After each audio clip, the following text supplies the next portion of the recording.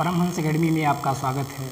मैं हूं शिवम पांडे और आज हम बात करेंगे शिक्षा मनोविज्ञान के अंतर्गत अधिगम के जो टॉपिक चल रहे थे, आज उसके बारे में हम जानेंगे। अधिगम के पक्ष और अधिगम की विधियां और अधिगम के प्रकार कौन कौन से हैं। पिछली क्लास में हमने बात किया था अधिगम की कुछ प्रमुख मनोवैज्ञानिक की परिभाषाओं के बारे में और अधिगम के सामान्य परिचय के बारे में हमने जाना। और आज हम देखेंगे अधिगम के पक्ष कौन कौन से हैं, अधिगम की विधियां कौन कौन सी हैं और अधिगम के प्रकार कौन कौन से हैं। ये सीटेट के एग्ज़ाम पॉइंट ऑफ व्यू से बहुत ही इम्पॉर्टेंट है दोस्तों। तो आइए हम शुरुआत करते हैं शिक्षा मनोविज्ञान के अंतर्गत अधिगम के पक्ष और विधियां और प्रकार के बारे में।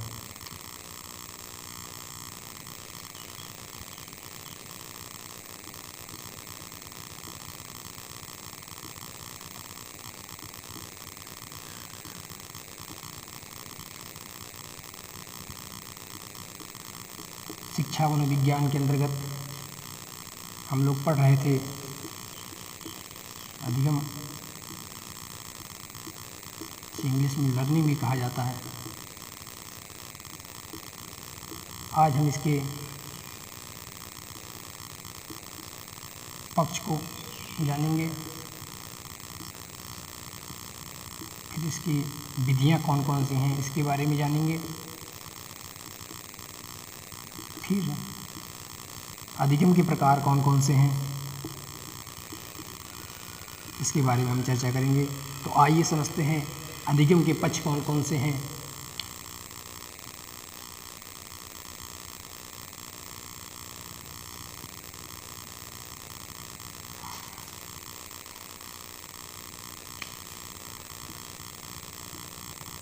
अधिगम के पक्ष के बारे में अगर हम बात करें, अधिगम के पक्ष, अधिगम की विधियां और अधिगम के प्रकार, इसके बारे में हम जानेंगे। अधिगम का पक्ष में पहला पक्ष है संकल्पनात्मक पक्ष।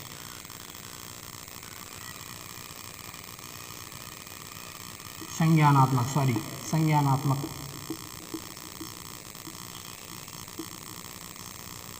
ये क्या है दोस्तों? संज्ञानात्मक पक्ष। इसमें क्या देखो, एक चीज़ है ज्ञान। जब कोई बच्चा ज्ञान के माध्यम से जब अधिगम करता है तो वह क्या कहलाता है? संज्ञानात्मक अधिगम। ठीक है दोस्तों, संज्ञान। ठीक है, मान लीजिए कोई छोटा बच्चा है और वह नीचे मिट्टी में खेल रहा है, तो वह बार बार किसी वस्तु को अगर पकड़ता है तो सीधे अपने क्या करता है? मुँह में डालने का प्रयास करता है। इस वजह से वो बार बार सीख जाता है कि कौन सी वस्तु हमको पकड़ना है और कैसे उसको अपने साथ रखना है। तो यहाँ से ये ज्ञान के माध्यम से वो सीखता है। ठीक है दोस्तों। और अगला है क्रियात्मक।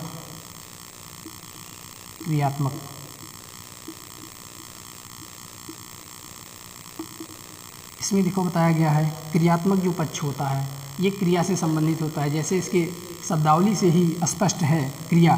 मान लीजिए कोई व्यक्ति जो है इसमें तैरता है, खेलता है, कूदता है, तो ये सब क्या है? ये क्रियात्मक अधिगम के अंतर्गत आते हैं। खेलना, तैरना, कूदना, ये जो अधिगम होता है ये कैसा होता है? अधिगम होता है, क्रियात्मक अधिगम होता है। ठीक है दोस्तों। और अगला है भावात्मक अधिगम। भावात्मक अधिगम जो होता है दोस्तों, ये मनुष्य के मानसिक प्रक्रिया से संबंधित होता है।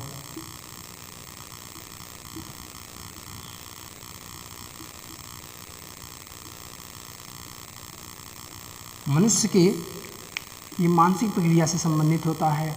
हम किसकी दूसरे की भावनाओं को किस प्रकार से समझते हैं, वही क्या कहलाता है? भावनात्मक अधिगम कहलाता है।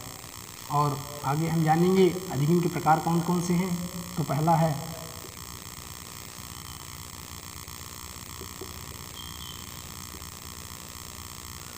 गामक अधिगम।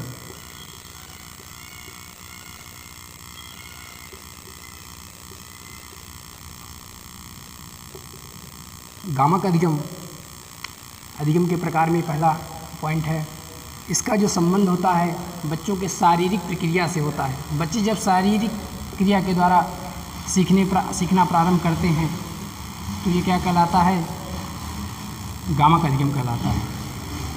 और दूसरा है दोस्तों प्रतिबोधनात्मक अधिगम। प्रतिबोधनात्मक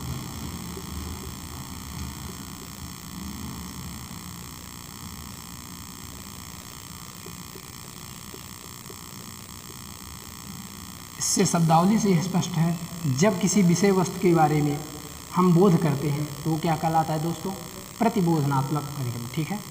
और आगे है संकल्पनात्मक अधिगम।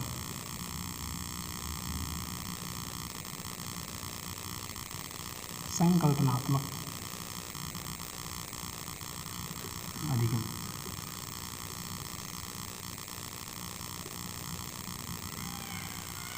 इसमें देखिए शब्द जो है संकल्पना, मनोविज्ञान की भाषा में इसे संकल्पना कहा जाता है, लेकिन अगर सामान्य दृष्टिकोण से अगर देखें तो संकल्पना को हम क्या कहते हैं, कल्पना। मनुष्य जो कल्पना करता है, तो कल्पना के द्वारा जो सीखता है वह क्या कहलाता है, संकल्पनात्मक अधिगम। ठीक है। और अब हम देखेंगे अधिगम की विधियाँ। तो मान लीजिए कोई बच्चा अगर अधिगम कर रहा है और वह संज्ञान के द्वारा अधिगम कर रहा है या किसी भी पक्ष के द्वारा अधिगम कर रहा है, और यहाँ पे जो है गामक अधिगम या प्रतिबोधनात्मक या संकलनात्मक अधिगम के द्वारा से अगर अधिगम कर रहा है तो वो कैसे पहले अधिगम करेगा, या तो वो इन दोनों से रिलेट करके या तो अनुकरण के द्वारा अधिगम करेगा, अनुकरण विधि के द्वारा अधिगम करेगा, या अभ्यास बुद्धि के द्वारा अध्ययन करेगा, या सूझ के द्वारा अनुभव करेगा, या प्रयत्न के द्वारा अनुभव करेगा। तो इससे ये विधियां हैं अनुकरणात्मक अधिगम, अभ्यास विधियां, सूझ के द्वारा या तो सीखेगा या तो प्रयत्न के द्वारा सीखेगा। आइए हम जानते हैं अधिगम के प्रकार के बारे में।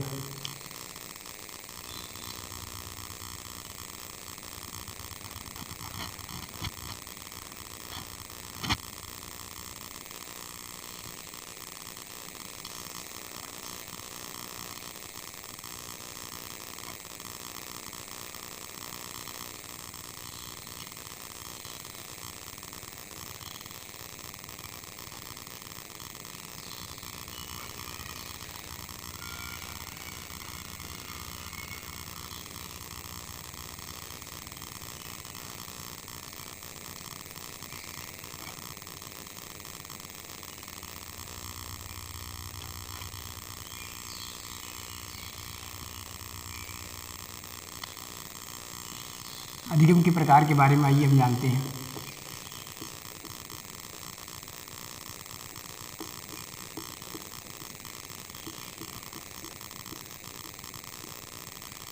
पहला है गामक अधिगम।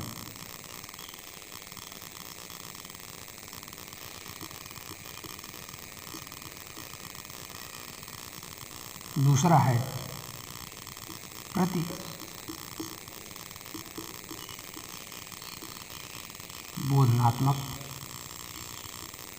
अधिगम। और तीसरा है संकल्पनात्मक अधिगम।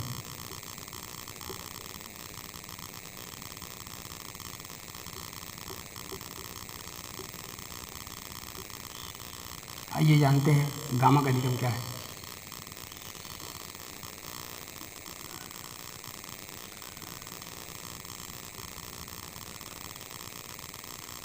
गामक अधिगम में जो होता है, इसमें क्या होता है, ये शारीरिक प्रक्रिया के द्वारा होता है। किसके द्वारा होता है, मनुष्य की शारीरिक क्रिया के द्वारा।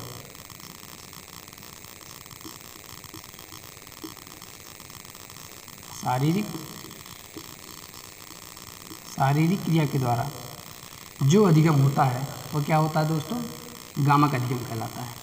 और यह जो अधिगम होता है ये किस विधि पर आधारित होता है, अनुकरण विधि पर आधारित होता है। अनुकरण विधि पर आधारित होता है। अनुकरण विधि पर आधारित क्यों होता है, मान लीजिए कोई छोटा बच्चा है, अगर आप उसे कहेंगे कि बेटा आप पापा बुलाइए, तो क्या बुलाएगा, पापा बुलाएगा। इससे क्या कर रहा है वो छोटा बच्चा? अनुकरण कर रहा है। इसीलिए यहाँ पे कहा गया है कि यह जो अधिगम है ये अनुकरण विधि पर आधारित है। किस पे है दोस्तों? अनुकरण विधि पर आधारित है। और यह बच्चों के किस अवस्था में होता है? यह बच्चों को शैशवावस्था में होता है। शैशवावस्था में ये बच्चों को शैशवावस्था में होता है और इसी के द्वारा ये बच्चे सीखते हैं। और शैशवावस्था में बच्चों का मानसिक विकास उतना नहीं होता है, इसीलिए ये किसी भी बातों का हमेशा अनुकरण करके ही सीखते हैं। ठीक है दोस्तों।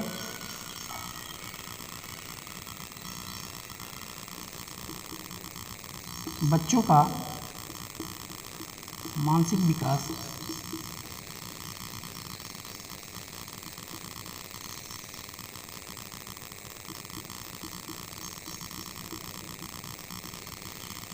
अल्प होता है।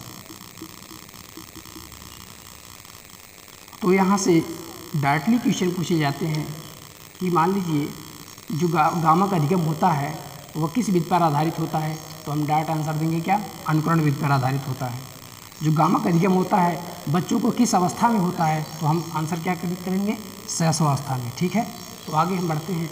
प्रतिबोधनात्मक अधिगम।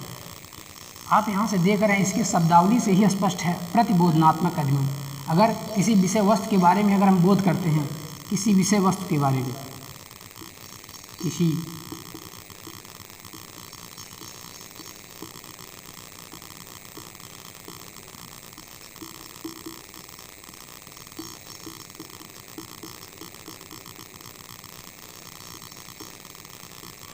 तो क्या कहलाता है दोस्तों? प्रतिबोधनात्मक अधिगम। ठीक है। इसमें जानते हैं प्रतिबोधनात्मक अधिगम कैसे होता है।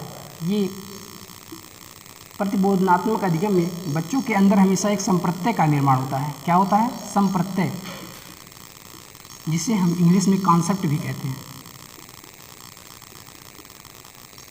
बच्चों के अंदर क्या होता है? संप्रत्यय का निर्माण होता है। और ये किस अवस्था में होता है? बाल्यावस्था में होता है। बाल्यावस्था में होता है। हम यहाँ पे जानते हैं संप्रत्यय क्या है। जब हमारे मस्तिष्क में किसी विषय वस्तु के प्रति कोई बिंब बनने लगता है तो वही क्या कहलाता है दोस्तों? संप्रत्यय कहलाता है। किसी विषय वस्तु के प्रति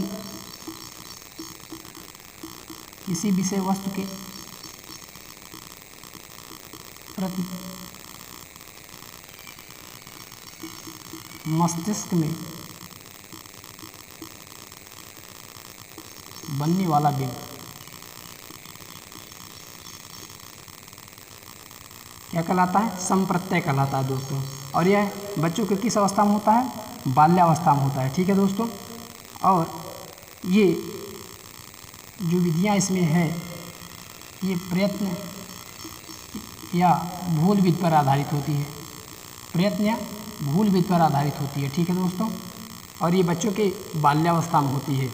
आइए जानते हैं संकल्पनात्मक अधिगम क्या होता है। इसके शब्द से ही यहाँ क्लियर हो रहा है। संकल्पना अर्थात अगर हम सामान्य भाषा में कहें तो ये क्या है? कल्पना। ठीक है।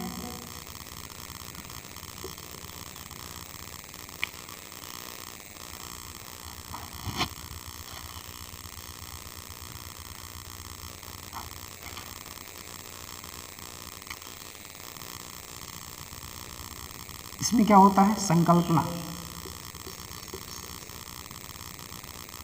संकल्पना कहाँ होती है दोस्तों? मस्तिष्क में होती है।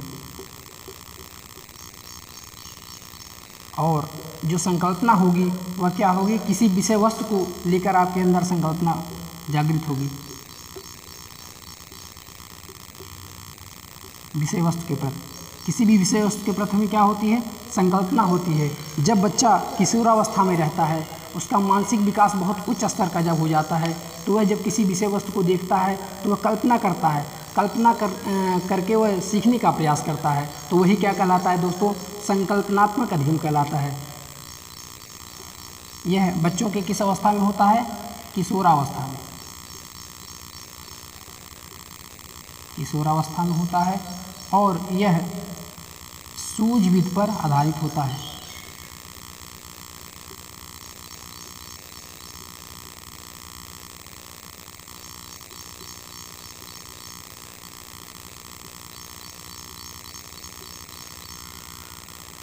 किशोरावस्था 18 से 25 तक जो भी है, इसमें बच्चों का जो मानसिक विकास होता है बहुत उच्च स्तर का होता है और ये किसी विषय वस्तुओं के प्रति जो इनकी हमेशा कल्पनाएं उठती हैं और कल्पनाओं के माध्यम से वो सीखने का प्रयास करते हैं, इसीलिए इसे क्या कहा गया है, संकल्पनात्मक अधिगम। तो हमने अधिगम के प्रकार में 3 प्रकार को देखा, जिसमें पहला पॉइंट था गामक अधिगम, फिर है प्रतिबोधनात्मक अधिगम और फिर है संकल्पनात्मक अधिगम। हमने आपको इसमें बताया कि गामक जो अधिगम होता है वो शारीरिक क्रिया के द्वारा होता है। बच्चे इसमें शारीरिक क्रिया के द्वारा अनुकरण विधि के माध्यम से सीखते हैं और ये बच्चों के किस अवस्था में होता है, शैशवावस्था में होता है। और इस अवस्था में बच्चों का जो मानसिक विकास होता है उतना विकसित नहीं होता है। फिर आगे है प्रतिबोधनात्मक अधिगम। इसमें हमने बताया कि किसी विषय वस्तु के बारे में जब हम बोध या ज्ञान प्राप्त करते हैं तो क्या कहलाता है, प्रतिबोधनात्मक अधिगम कहलाता है। ठीक है दोस्तों, इसमें हमने बताया कि बच्चे जो है उनके जो मस्तिष्क में संप्रत्यय का निर्माण होने लगता है। ठीक है दोस्तों, और ये बाल्यावस्था में ही होता है, जब किसी विषय वस्तु के प्रति मस्तिष्क में बनने वाला जो बिंब होता है वही क्या कहलाता है दोस्तों, संप्रत्यय कहलाता है। और यह किस विधि पर आधारित होता है, इसमें हमने बताया प्रयत्न या भूल विधि पर आधारित होता है। ये सब पॉइंट दोस्तों एग्जाम पॉइंट ऑफ व्यू से ये बहुत ही महत्वपूर्ण है। इसमें डायरेक्टली क्वेश्चन पूछा जाता है कि प्रतिबोधनात्मक अधिगम में किस विधि पर आधारित है, तो आप क्या बताएंगे, प्रयत्न या भूल विधि पर आधारित होता है। और आगे हमने बताया आपको संकल्पनात्मक अधिगम के बारे में।